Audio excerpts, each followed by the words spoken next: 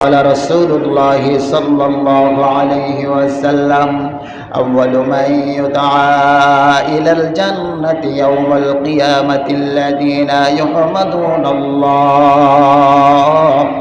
يحمدون الله في السراء والضراء أو كما قال النبي عليه الصلاة والسلام নবীজি আমার বলেন, ও আমার উম্মতেরা শোনো, এই জমিনের মাঝে আমার যেই উম্মত সুখে থাকুক আর দুঃখে থাকুক, কাহার হালতে যারা আল্লাহ পাক রব্বুল আলামিনের শুকরিয়া আদায় করবে। সকালে তুমি সুস্থ ছিলা, ভালো ছিলা, তুমি অনেক টাকা পয়সা সম্পদের মালিক ছিলা, এই জন্য তুমি ফজরের নামাজ আদায় করে আল্লাহর শুকরিয়া আদায় করেছো। আল্লাহ পাক তোমাকে সন্তান নামক নিয়ামত দান করেছেন, সম্পদের নিয়ামত দান করেছেন, সুস্থতার নিয়ামত দান করেছেন। সব নিয়ামত পাওয়ার পরে যে বান্দা পবিত্র ফজরের সালাত আদায়ের মাধ্যমে মহান রব্বুল আলামিনের শুকরিয়া আদায় করলো, এরপরে আল্লাহর রাসূল বলেন, সন্ধ্যাবেলা বিকালবেলা যদি তোমার অঢাল সম্পদ শেষ হয়ে যায়, কোনো কারণে ধ্বংস হয়ে যায়, তুমি যদি শারীরিকভাবে কোনো কারণে অসুস্থ হয়ে যাও, এরপরেও কৃতজ্ঞ বান্দা হিসাবে, প্রকৃত খালিস বান্দা হিসাবে তোমার জন্য বিকেল বেলাও আসরের নামাজ, মাগরিবের নামাজ আদায় করে আল্লাহ পাকের শুকরিয়া আদায় করা দরকার। কথা বলেন ঠিক কিনা? যদি তুমি করতে পারো তাহলে আমি রাসূল ঘোষণা করলাম তুমি আমি আর আল্লাহ তাআলার দরবারে একজন শুকরগুজার বান্দা। সুবহানাল্লাহ বললেন না? শুকরগুজার বান্দা। আর শুকরগুজার বান্দাদের জন্য পুরস্কার আমার মহান রব হাসরের ময়দানে জান্নাতের দরওয়াজা খুলে ইউদা ইলাল জান্নাহ, সর্বপ্রথম তোমাদেরকে জান্নাতের দিকে আহ্বান করা হবে। সুবহানাল্লাহ।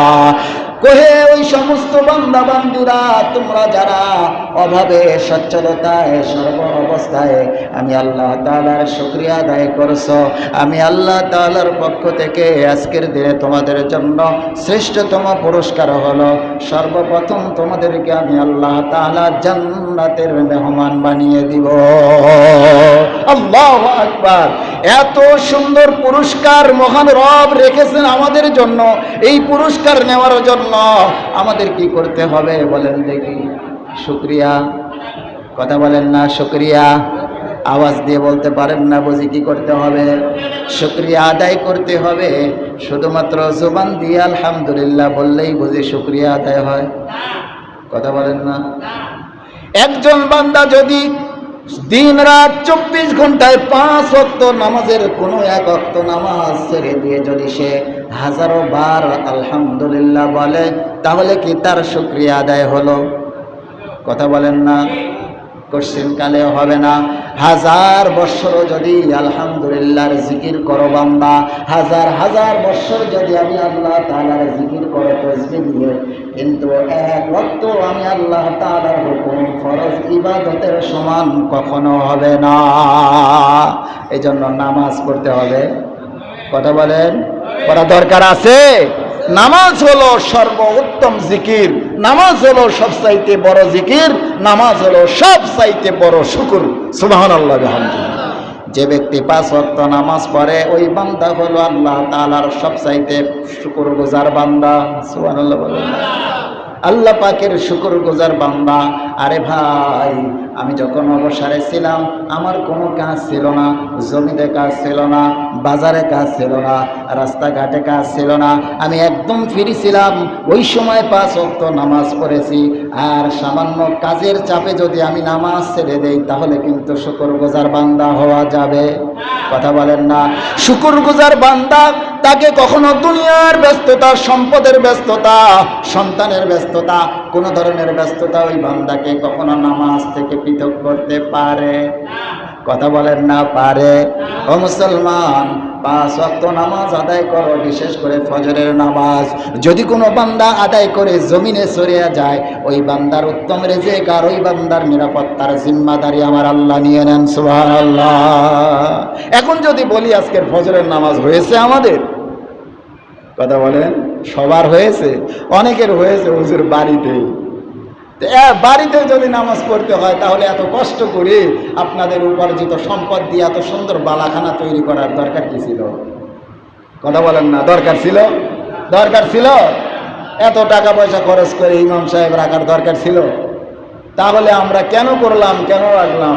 এত সুন্দর করে বালাখানা সাজিয়ে যদি বালাখানার খোরাক আমরা দিতে না পারি, হাসরের ময়দানে হিসাবটা আমরা কি দিব? এই জন্য সম্মানিত হাজিরিন, নামাজ, 5 ওয়াক্ত নামাজের গুরুত্ব আমাদের অন্তরে থাকতে হবে। রাখবো তো ইনশাআল্লাহ? বলেন না, রাখবো তো ইনশাআল্লাহ? ধান কাটা মারাই যাই করি না কেন, হঠাৎ যদি দেখা যাচ্ছে আমি মাঠের মধ্যে দূরে গেছি, মাঠের মধ্যে দূরবর্তী মাঠ, প্রচণ্ড রোদ, এখান থেকে মসজিদে আসবো, নামাজ আদায় করে আবার মাঠে যেতে যেতে সময় অপচয় হচ্ছে, সময় খরচ হয়ে যাচ্ছে, মালিকের কথা শুনতে হচ্ছে। অনেকেই কর্মজীবী আছে না, অন্য মালিকের কাজ করে, সময় দেয় না। তো দেখা যাবে তখন আমরা 5 জন আছি, 7 জন আছি, অধিকাংশ জায়গায় গৃহস্থর কাজই তো 5, 7 জন, 10 জন, 15 জন করে করতেছে, তাই করতেছে না? কথা বলেন, তাই করে না? তা আমরা যদি 15 জনের একটা জামাত করে নিই, আমাদের লস? কথা বলেন না, লস? 3 জন হলে জামাত হবে না? 4 জন, 5 জন, 3-এর অধিক যত হবে জামাত তত বড় হবে, মজবুত হবে, আল্লাহর কাছে তত দামি হবে। সুবহানাল্লাহ। এই জন্য আমরা যে যেখানেই থাকি না কেন জামাতের সহিত নামাজ আদায় করবো, পারবো তো ইনশাআল্লাহ? বিশেষ করে কিন্তু আমরা সবাই প্রায় ফজরের সময় কিন্তু সবাই বাড়িতে থাকি, কেউ মাঠে না, কেউ রাস্তাঘাটে না, সবাই বিছানায় থাকে। নামাজ হয়ে যাওয়ার 10 মিনিট পরে সবার উঠতে হয়। আপনি খেয়াল করে দেখবেন, মসজিদে নামাজ হচ্ছে 5টায়, ফজরের নামাজ শেষ হয়ে যাবে, দেখবেন আপনার ঘুম অটোমেটিক ভেঙে যাবে, অথবা কাজের জন্য আপনাকে ডাকাডাকি করা হবে। কিন্তু নামাজ যতক্ষণ চলবে এতক্ষণ আপনি সময় পাবেন না, শয়তান আপনাকে উঠতে দেবে না। এতটুকু মুজাহাদা যদি আমরা করতে না পারি, কিসের বরকত? এতটুকু মুজাহাদা যদি করতে না পারি, আল্লাহর কাছে করছি, আল্লাহ বৃষ্টি দিও না, আল্লাহ কয়টা দিন। আমাদের লজ্জা থাকা দরকার। ফজরের নামাজ কাজা করে আমি ধান কাটতেছি আর বলতেছি, আল্লাহ তুমি বৃষ্টি দিয়ে আমার গজব দিও না। কথা বলেন না? আমরা যে রকম নাফরমান, ফজরের নামাজ যে কাজা করে আছে বা বিছানায় ঘুমিয়ে আছে, আমার মনে হয় ওর জমিতে যে আল্লাহ পাক শিলা দিয়ে যে জমিটা যে পুরা জমির ধান যে জমিনের সাথে মিশাই দিচ্ছে না, এটাই তো শুকরিয়া আদায় করা দরকার। কথা বলেন না? আল্লাহ কেন দিচ্ছেন না? কারণ আল্লাহর কাছে এই পুরা পৃথিবীর একটা মাছির ডানা পরিমাণ মূল্য আল্লাহর কাছে নাই। একটা মাছির ডানা যে পরিমাণ মূল্য আল্লাহর কাছে, পুরা পৃথিবীর যত সম্পদ এই পরিমাণ মূল্য আল্লাহর কাছে নাই। এই জন্য কাফের মুশরিক বেদুইন এদেরকে আল্লাহ পাক রিজিক দান করেন। নাসারা তো ওদেরকে ধ্বংস করার কথা ছিল, এই নাফরমান তোরা আমাকে মানিস না, আমার সিজদা করিস না, আমার উপর ঈমান আনিস না, তোদেরকে জমিনে আমি কেন পালবো, এটা বলার কথা ছিল না? বলেন না কেন? এই দুনিয়ার মূল্য নাই, এর চাইতে কোটি কোটি গুণ মূল্যবান সম্পদ আল্লাহ পাকের কুদরতি খাজানায় আছে। কথা বলে ঠিক কিনা? এই জন্য সম্মানিত হাজিরিন, নামাজ পড়তে হবে, 5 ওয়াক্ত নামাজ পড়তে হবে, খালি কোনো রকম ঘাড় জোগান করতে হবে, সমস্যা নাই, সমস্যা নাই। এই যে বলে যাচ্ছি, আমার কাজ বলে যাচ্ছি, মুয়াজ্জিন সাহেবের কাজ আযান দেওয়া দিয়ে যাচ্ছে, হাইয়া আলাস সালাহ, নামাজের জন্য আসো। কিন্তু সময় এমন একটা হবে যে সময় তোমার কান থাকবে, ইমাম সাহেবের জবানের এই কথাটুকু তোমার কানে শোনার মতো যোগ্যতা থাকবে না। তোমার কান থাকবে, মুয়াজ্জিন সাহেবের আযানের ধ্বনি তোমার কান পর্যন্ত পৌঁছাবে না। ওই ক্ষমতা আর ওই পাওয়ারই আল্লাহ পাক রাখবেন না। কথা বলেন ঠিক কিনা? তখন কোথায় যাইবা? তখন আর ঘাড় ঘোরানো, ঘাড় ইশারা করার মতো ক্ষমতা তোমার থাকবে না। সেই মহান রব্বুল ইজ্জত এতটুকু ক্ষমতা আর এতটুকু পাওয়ার দিয়ে তোমাকে স্বাধীনতা দিয়ে জমিনে চালাচ্ছেন। এই মালিকের সাথে গাদ্দারি, আমরা কি মালিকের সাথে গাদ্দারি করতেছি নাকি নিজেরা নিজেদের সাথে গাদ্দারি করতেছি? বলেন তো। নিজের সাথে গাদ্দারি করতেছি। তামাম পৃথিবীর সমস্ত মানুষও যদি একত্রিত হয়ে একটা মানুষও যদি আল্লাহ পাকের কুদরতি কদমে একটা সেজদাও না দেয়, আল্লাহর কুদরতি খাজানায় যাররা পরিমাণ কোনো কমতি আসবে না। কথা বলেন ঠিক কিনা? আর তামাম পৃথিবীর মানুষ যদি সবাই ইমানদার হয়ে আল্লাহ পাকের কুদরতি কদমে একত্রে সেজদা দেয়, এরপরে আল্লাহর কুদরতি খাজানায় যাররা পরিমাণ বৃদ্ধি পাবে না। তাহলে আল্লাহ পাকের কিসের টাকা? আপনার নামাজ পড়লেই কি আর না পড়লেই কি মিয়া? আপনার উপর ফরজ বিধান, আপনার জীবন পরিচালনার জন্য আল্লাহ পাকের এটা নীতিমালা নির্ধারণ করে দিয়েছেন, এটা মানতে হবে। যদি তুমি মানো তাহলে তুমি অবশ্যই অবশ্যই যাবে কোথায়? জান্নাতে। আর যদি এটা না মানো, চিরস্থায়ী ঠিকানা জাহান্নাম। একদিন আলোচনায় বলেছিলাম, যত মানুষ জাহান্নামী হবে, যত গুনাহের কারণে জাহান্নামী হবে, জাহান্নামীদের জাহান্নামে যাওয়ার যতগুলো কারণ, তার প্রধান কারণ অন্যতম কারণ, 1 নাম্বার কারণ হলো নামাজ ছেড়ে দেওয়া, নামাজ না পড়া। নামাজ বাদ দিয়ে তোমার কিসের বুজুর্গি, কিসের ইমানদার আর কিসের মুসলমান, ফাজলামি করার জায়গা পাও না।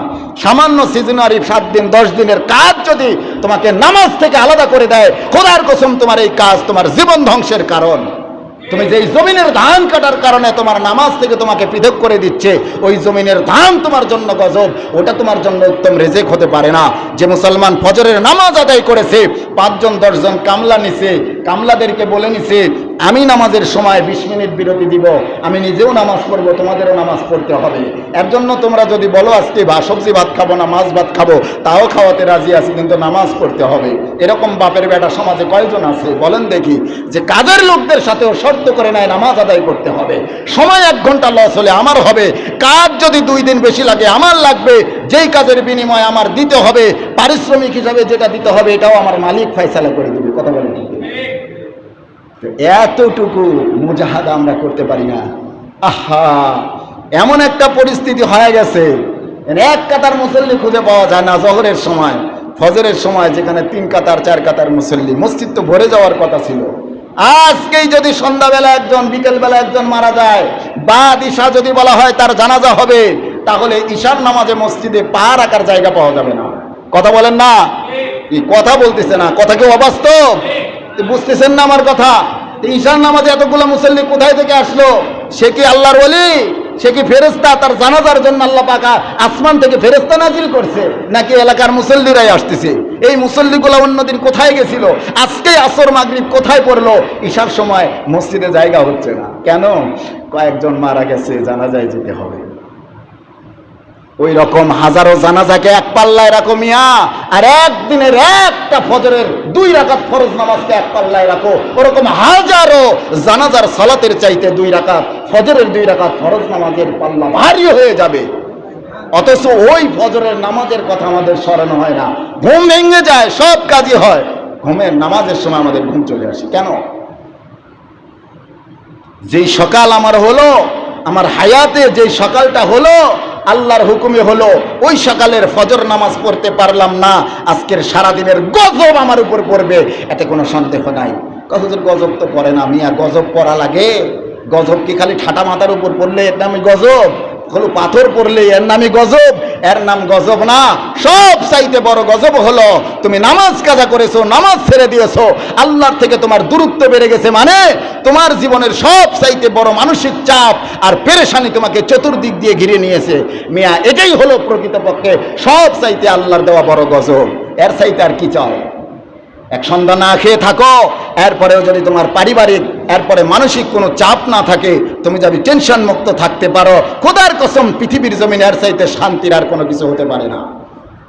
তোমার ঘরে ড্রামে চাউল ভর্তি আছে, ফ্রিজে গাও সবজি মাছ গোস্ত দিয়ে ভরপুর, কিন্তু এমন একটা পেরেশানি আল্লাহ পাক আমার মাথার উপর ফেলে দিয়েছেন, খাবার রান্না করা হয়েছে উত্তম খাবার, এমনও হতে পারে এমন খাবার উৎকৃষ্ট মানের খাবার পুরা এলাকার মধ্যে কোনো বাড়িতে রান্না হয় নাই, এমন খাবারও যদি আমার সামনে এনে দেয়, আপনাকে প্রশ্ন করবে ভাই এই খাবার কি আমার পেটে যায়? যে ঘটনা ঘটছে, আমি যে টেনশনে আছি, বলেন তো এই খাবার কি আমার পেটে যায়? এই কথা বলবে না? কথা বলেন না? এই কথা বলবে না? বলবে। এই টেনশনগুলো কোথায় থেকে আসে? কোথায় থেকে আসে? সম্মানিত হাজিরিন, সব বুঝেন, আমরা মানুষ, আমরা সব বুঝি, বুঝি না এমন কিছু না। যত রকম ওয়াজ এখানে হচ্ছে, আলোচনা হচ্ছে, সব বুঝতেছি, কিন্তু মানতে পারি না। এই জন্য আল্লাহ পাক রব্বুল আলামিন বলেন, বান্দা বান্দিরা তোমরা ফিরে আসো। কি আসো? কি আসো বলেন? ফিরে আসে। কোথায় ফিরে আসবে? কোথায় ফিরে আসবো? আল্লাহর রাস্তায় ফিরে আসবো। তবে ফিরে আসি ওই সময় যখন মৃত্যু চলে আসে, আজীবনের জন্য ফিরে আসি, যেই ফিরে আসার পরে আর কোনো সুযোগ থাকে না। সুযোগ থাকে, তওবা করার সুযোগ থাকে, ইবাদত করার সুযোগ থাকে, মরার পরে বুঝি সুযোগ থাকে? থাকে না। সম্মানিত হাজিরিন, আমার আলোচনার আজকের আলোচ্য বিষয়ে ওই দিকে যেতেই পারি নাই, কষ্ট লাগে। নামাজ পড়ি আমরা, মুসল্লি নাই মসজিদে, কেমন যেন মনে হয় আমার যদি এরকম হতো যে বাড়ি বাড়ি যদি যান তাহলে আমরা আসবো। যার যার বাড়ির মালিক আপনারা যারা আছেন, যে হুজুর প্রত্যেক বাড়ি বাড়ি যা আপনার দাওয়াত দেন, আমি আসবো, আমার তো কোনো কাজ নেই, আপনার বাড়ি বাড়ি যা দাওয়াতের কাজ করি, তা মসজিদে আসেন। মসজিদ কি জায়গা, কত বড় শান্তির জায়গা, এটা আমরা বুঝবো না, কসম আমরা বুঝবো না, আমাদের বুঝে আসবে না। আর যেদিন বুঝে আসবে সেদিন বুঝে এসে কোনো কাজ হবে না। এটা ভালো করে মাথায় নিয়ে নামাজ এটা কত বড় গুরুত্বপূর্ণ ইবাদত, এটা আমাদের বুঝে আসবে না, আসবে না। কিন্তু যখন বুঝে আসবে তখন বুঝে এসে কোনো লাভ হবে না। এই জন্য নামাজ ধরবো তো ইনশাআল্লাহ, কথা বলেন ইনশাআল্লাহ, আসবো তো ইনশাআল্লাহ। আমরা এখন থেকে প্রতিজ্ঞা করি যে আসর থেকে নামাজ ছাড়বো না, অন্তত পক্ষে 5 ওয়াক্ত নামাজ আদায় করি। 2-1 ওয়াক্ত যদি আমি বাহিরে থাকি তাহলে চিন্তা করব বাজারে থাকলে সেই বাজারের আশপাশে মসজিদ আছে কিনা, যদি মাঠে থাকি ময়দানে থাকি দেখবো আশপাশে আমার কোনো ভাই আছে কিনা, তাদের সাথে করে একটা জামাতে সেই নামাজ আদায় করবো। পারবো না ইনশাআল্লাহ? আমরা যদি মাঠে ময়দানে দেখেন, এখন তো মাঠে যান শুধু কাজের লোক আর লোক, কি বলেন, মাঠে মাঠে খালি ধান কাটতেছে। তো যদি প্রত্যেক জমিতে একটা করে জামাত হয়ে যায়, দেখেন কত সুন্দর না? জামাত করবে কি করে হুজুর, পিসাব করি তো পানি খুঁজে পাওয়া যায় না। নামাজের জন্য ডাকলেও কয় হুজুর পরে যাবো, কেন? কয় আমার কাপড় ঠিক নাই।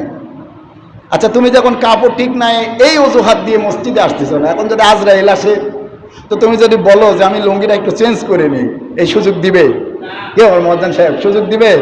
হ্যাঁ, আজরাইল বেন বলবে যে তুই পাক পবিত্র হয়ে গোসল টোসল করে নে, আর কিন্তু 5 মিনিট পরে তোর মৃত্যু হবে, এই কথা বলবে?